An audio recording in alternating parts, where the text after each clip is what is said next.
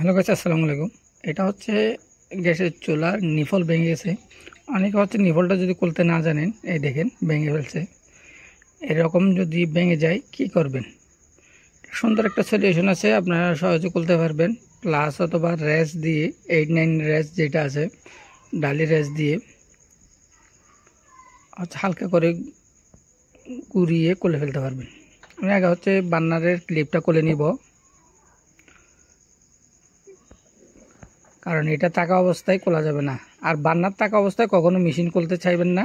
যদি খুলতে চান তাহলে হচ্ছে এরকম নিপুল ভেঙে যাওয়ার সম্ভাবনা থাকে। সেজন্য সাবধানে আগে হচ্ছে বার্নারটা খুলে নেবেন, তারপর হচ্ছে নিপুল খোলার চেষ্টা করবেন।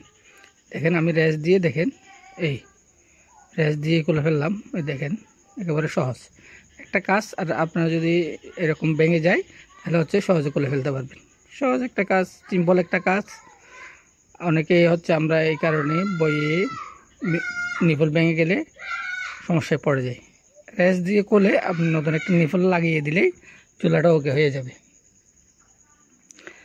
আর হচ্ছে এই কাজটা করার জন্য সবসময় সাবধানে করবেন নিপলটা খোলার সময়, কারণ হচ্ছে এগুলো অনেক সময় হালকা হয়ে থাকে আর পুরাতন হওয়ার কারণে অনেক সময় খুলতে গেলে ভেঙে যায়।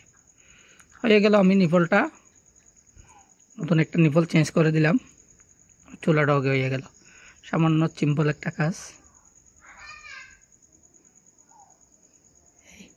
এখন হচ্ছে বার্নারটা আমি পরিষ্কার করে লাগাই দিব।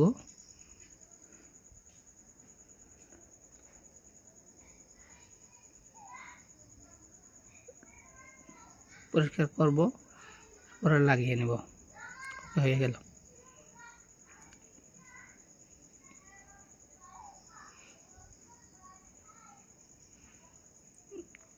এখন বার্নারের ক্লিপটা লাগাই দিব। ক্লিপটা লাগাবেন হচ্ছে বার্নারটা অনেক সময় রান্না বান্নার সময় নাড়াচাড়া করলে বার্নারটা খুলে যায়, সে কারণে হচ্ছে বার্নারের ক্লিপটা লাগিয়ে রাখবেন সব সময়। অনেকে বার্নার ছোট একটা কাজ, এটার জন্য অনেকে বার্নার ক্লিপ লাগান না। রান্না বান্না করতে গেলে, চুলা অন করতে গেলে অনেক সময় বার্নারটা খুলে যায়। লাগিয়ে একটু করে বাঁকা করে দিতে হবে।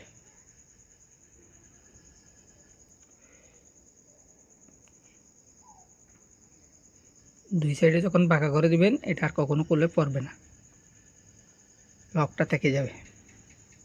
হয়ে গেল সিম্পল একটা কাজ, সম্পূর্ণ ফিটিং।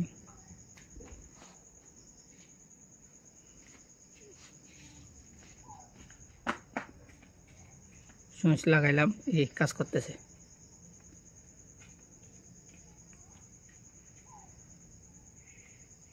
হয়ে গেল। ওকে, আপনার ভিডিওটা ভালো লাগলে অবশ্যই লাইক দিয়ে দিবেন। এরকম আরও নতুন নতুন ভিডিও পেতে আমাদের চ্যানেলটা অবশ্যই সাবস্ক্রাইব করবেন।